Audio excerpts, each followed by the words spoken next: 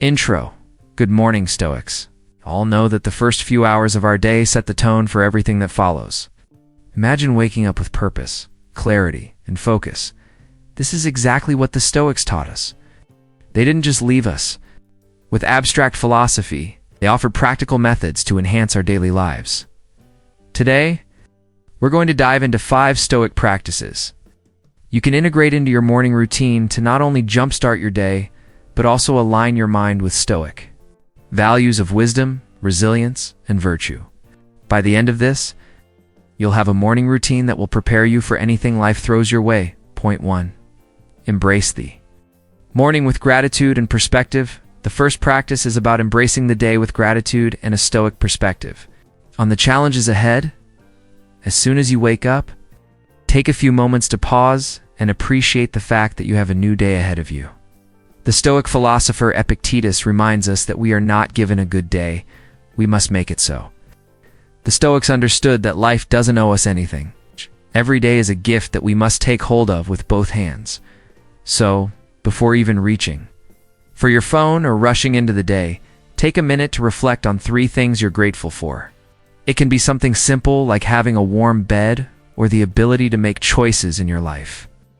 Gratitude in the morning helps shift your mindset from one of entitlement to one of appreciation.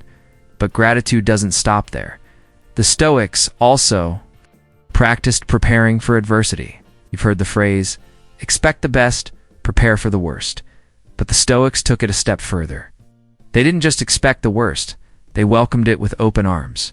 Start your morning by mentally preparing for challenges you might face. Visualize potential setbacks and remind yourself that external events don't control your happiness, only your response to them does. In the words of Marcus Aurelius, the happiness of your life depends upon the quality of your thoughts. So, when you expect adversity, you can handle it with a calm, resilient attitude. 2. Engage in morning reflection, the dichotomy of control. Next, we dive into the Stoic practice of reflecting on the dichotomy of control. This is one of the central themes of Stoic philosophy.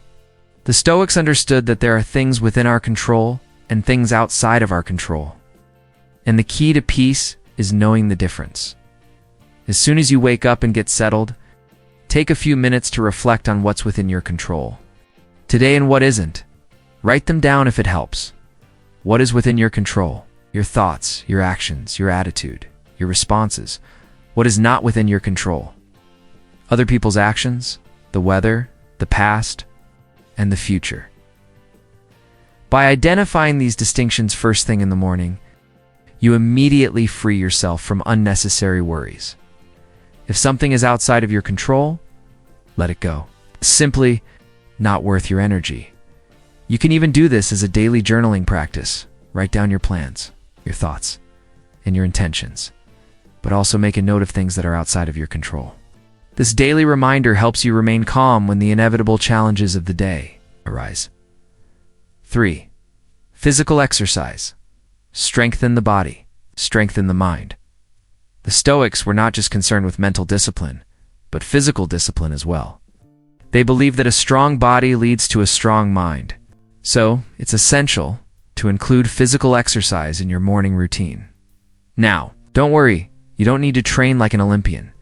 The key is to get your blood flowing and your body moving, whether it's a quick jog, yoga, stretching, or even simple bodyweight exercises. You're training your body to withstand hardship. Seneca often wrote about the importance of enduring physical discomfort to build mental resilience. By exercising in the morning, you're setting the tone for the day by building the physical endurance that mirrors the mental fortitude you need to navigate challenges. Additionally, physical activity releases endorphins, which can improve your mood and set a positive tone for the day. When you physically move your body, it signals to your brain that you're ready to take on the day. And for the Stoics, every action is an opportunity to practice virtue. So use your physical routine to reinforce the Stoic ideals of self-control and discipline. 4. Practice mindful meditation and focus. Now that your body is energized, it's time to focus your mind. One of the most powerful Stoic practices is meditation, but not in the sense that we typically think of. Stoic meditation is about focusing your thoughts and developing clarity and mental discipline. The Stoics often practiced mindful reflection to train their minds and develop wisdom. This is where you can integrate contemplative silence or meditation into your routine. Begin with deep breathing exercises to center yourself and quiet the noise. This will help clear any mental clutter and take a few minutes to meditate on. A Stoic concept. This could be a quote from Marcus Aurelius like, "You have power over your mind, not outside events." Realize this, and you will find strength. Or it could be a meditation on your own virtues. What strengths do you want to cultivate today? Which weaknesses would you like to improve? Through mindful reflection, you are preparing your mind to face whatever comes your way with clarity, focus, and tranquility. 5. Set your intentions for the day.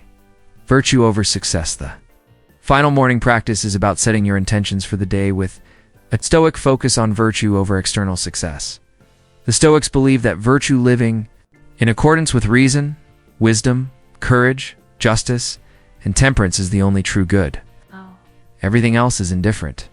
Therefore, before you rush into the chaos of daily life, take a few minutes to set your intentions based on virtue rather than outcome. Ask yourself, what virtues do I want to practice today? Maybe it's patience when you're stuck in traffic, courage when facing a difficult conversation, or wisdom when making a tough decision. Regardless of what's on your to-do list, ask yourself, how can I make this day a reflection of my best self? Take time to visualize how you'll handle specific situations. Imagine a challenging moment ahead. How will you respond? The Stoics were masters at premeditating difficult scenarios so that when they arose, they could meet them with grace and composure. By grounding your intentions in virtue, you're not focused on the external results. You're focused on the process of becoming a better person. Whether or not you succeed by worldly standards, you've lived according to your highest values. Conclusion. And there you have it, 5 simple Stoic practices that can radically transform your mornings and set you on a path to a life of clarity, purpose, and peace. By embracing gratitude, reflecting on the dichotomy of control, strengthening your body, meditating to focus your mind, setting virtuous intentions, you're building a morning routine that prepares you for whatever the day may bring. Remember, the Stoics didn't believe in waiting for the perfect day. They believed in making the best of each day, no matter what. So as you rise tomorrow, implement these practices and watch how they shape your day, your mindset, and ultimately your life. Until next time, stay stoic. When someone asks, "Why are you so defensive?" it's essential to pause and consider why you're feeling defensive in the first place. More often than not, it's a reaction to being unjustly accused, manipulated, or emotionally pushed into a corner. It's not about being too sensitive. It's about protecting your peace and refusing to let someone else dictate your emotional state. Instead of falling into the trap of justifying or apologizing for your response, take a moment to ground yourself. The Stoic approach is not to get swept away by reactive emotions, but to maintain clarity and focus. A calm and assertive response like, "I'm not being defensive, I'm protecting my boundaries," can disarm the manipulator and put the focus back on their behavior. This response asserts that your emotional boundaries are legitimate and that you will not apologize for defending them. Furthermore, the question itself is a deflection. By accusing you of being defensive, they are attempting to avoid accountability for their actions. When you calmly affirm that you're not being defensive, but rather standing up for yourself, you refuse to play into their game. You're not giving them the satisfaction of shifting the narrative. Instead, you take control by focusing on your own integrity and maintaining your ground. In these situations, remember that you are not obligated to shrink or apologize for your boundaries. Your feelings are valid, and your responses are your right. Liars and manipulators thrive on making you feel guilty for asserting yourself. But the Stoic mindset teaches us that protecting your peace and values is not an act of defensiveness. It's an act of self-respect and clarity. So, the next time someone asks, "Why are you so defensive?"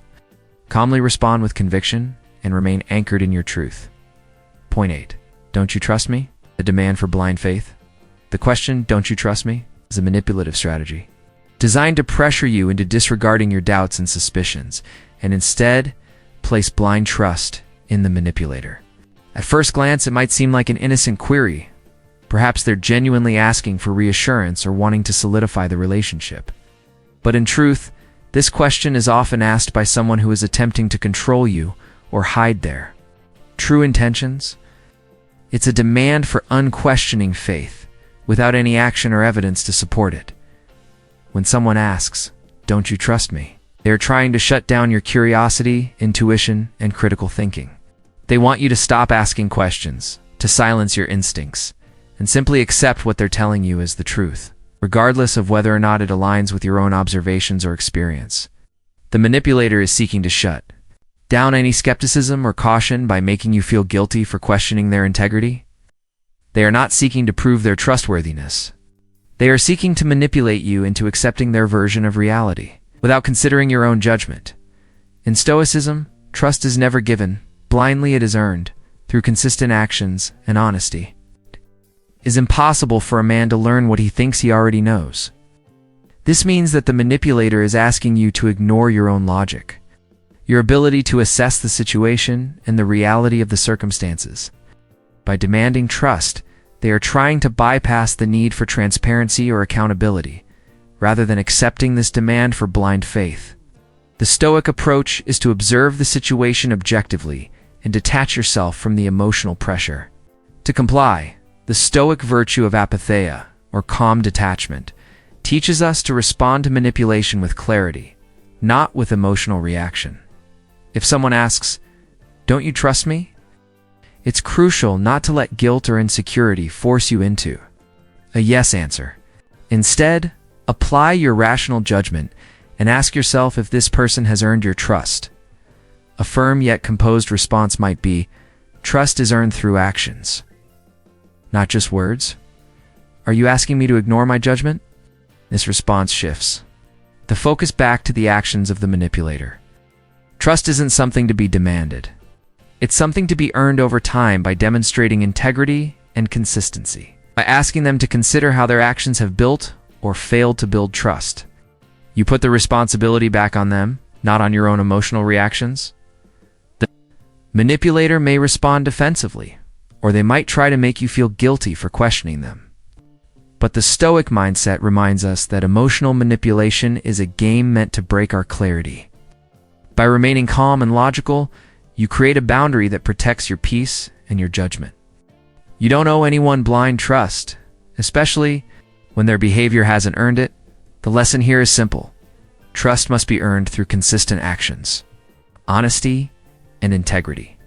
Don't let someone pressure you into trusting them simply because they demand it. Trust your judgment, honor your instincts, and stay grounded in truth even when faced with emotional manipulation. Trust isn't about pleasing others, about your own peace of mind and the quality of your relationships. Point 9.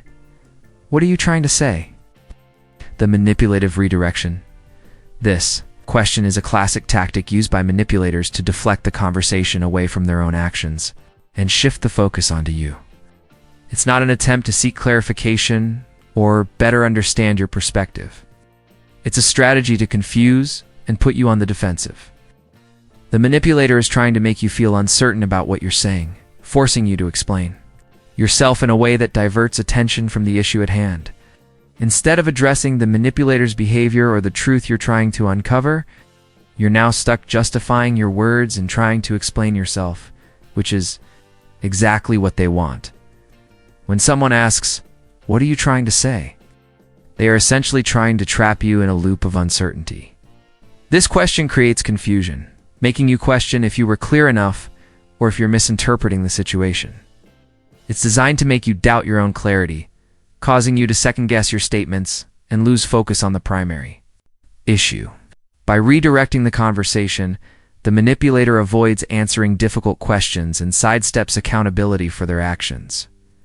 This is where the Stoic principle of apatheia, detachment, comes into play. The Stoics understood that maintaining emotional composure in difficult situations is essential for clarity. They didn't allow others to provoke them into rash responses or emotional reactions. Instead, they remained steady, clear-headed, and focused on the facts. Marcus Aurelius wrote in Meditations, "The impediment to action advances action. What stands in the way becomes the way." This means that when faced with a manipulative question designed to derail you, it's not an obstacle, it's an opportunity to stay on track, remain focused on the truth. When someone tries to redirect the conversation with "what are you trying to say?" your best response is not to retreat or start justifying yourself. Instead, remain calm, composed, and assertive. You can respond with something like, "I'm saying exactly what I mean. You avoiding the point?" This response does too. Things first, it keeps the focus on the issue you're addressing and not on your ability to communicate it. Second, it forces the manipulator to confront the fact that they are evading the conversation. It puts them on the defensive without you getting caught in the trap of having to explain yourself endlessly. The manipulator's goal is to confuse you and deflect. But the Stoic approach is to stay grounded in the present moment, to stick to the facts, and to keep your mind clear. By responding with clarity, you not only expose their tactic, but also maintain control of the conversation. The truth doesn't need to be convoluted or complicated, it simply needs to be spoken with calm, certainty, and conviction. Remember, when someone asks, "What are you trying to say?" it's usually because they don't want to confront the truth or the consequences of their actions. By staying grounded in your clarity, you make sure the truth remains the center of the conversation. And you don't get sidetracked by emotional manipulation.